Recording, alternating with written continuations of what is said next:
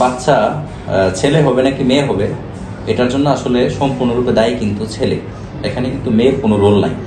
আমরা যদি মেডিকেল সায়েন্সের এক্সপ্লেনেশন বলি যে আমাদের যে ক্রোমোজোম, যে এক্স ক্রোমোজোম বলি আমরা, ফিমেলের ক্ষেত্রে হচ্ছে গিয়ে আপনার এক্স থাকে, এক্স এক্স, হ্যাঁ, আর মেলের ক্ষেত্রে থাকে এক্স ওয়াই। ঠিক আছে?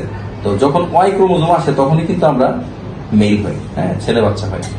আর ওয়াই ক্রোমোজোম কিন্তু আপনার ছেলের কাছ থেকে আসে, মেয়ের কাছ থেকে কিন্তু কখনো ওয়াই আসে না। ওয়াই আসে একমাত্র ছেলের কাছ থেকে। তো একটা বাচ্চা ছেলে হবে নাকি মেয়ে হবে তার জন্য সম্পূর্ণরূপে দায়ী কিন্তু একটা ছেলে। এখানে মেয়ের কোনো রোল নাই। তারপরেও আমাদের সমাজে দেখা যায় যে যখন বারবার মেয়ে বাচ্চা হয় তখন হচ্ছে গিয়ে মেয়েটাকেই বিভিন্ন সাইড থেকে চাপ দেওয়া হয়, এবং অনেক সময় দেখা যায় শাশুড়ি আবার ছেলেকে সেকেন্ড ম্যারেজ বা থার্ড ম্যারেজের আয়োজন করে, এবং ওই ক্ষেত্রেও দেখা যায় যে অনেক সময় তার মেয়ে হয়, এবং কিছু কিছু ক্ষেত্রে ছেলেও হইতে পারে।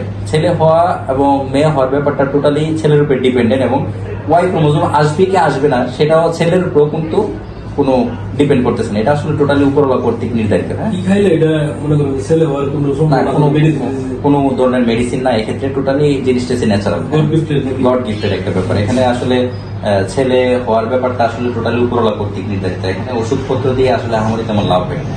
তো আমাদের মনে হয় এই ব্যাপারটা আসলে গ্রামে গঞ্জে বা মোটামুটি সব শহর গ্রাম সব মিলাই এই সচেতনতা তৈরি করা উচিত যে আসলে বাচ্চা ছেলে হবে নাকি মেয়ে হবে এটা আসলে টোটালি নির্ভর করে ছেলের উপরে, মেয়ের উপরে না। মেয়ে ছেলের উপরেও না, বিষয়টা হচ্ছে আসলে উপরওয়ালা কর্তৃক নির্ধারিত। উপরওয়ালা চাইলেই হবে আর কি। কিন্তু যদি মানে সাইন্টিফিক্যালি এক্সপ্লেনেশন করতে হয় তাহলে বলতে হবে যে মেয়ের আসলে এখানে কোনো রোলই নেই। হ্যাঁ, এখানে ন্যাচারাল হইতেই ছেলের মেয়ের কোনো রোল নাই। ঠিক আছে?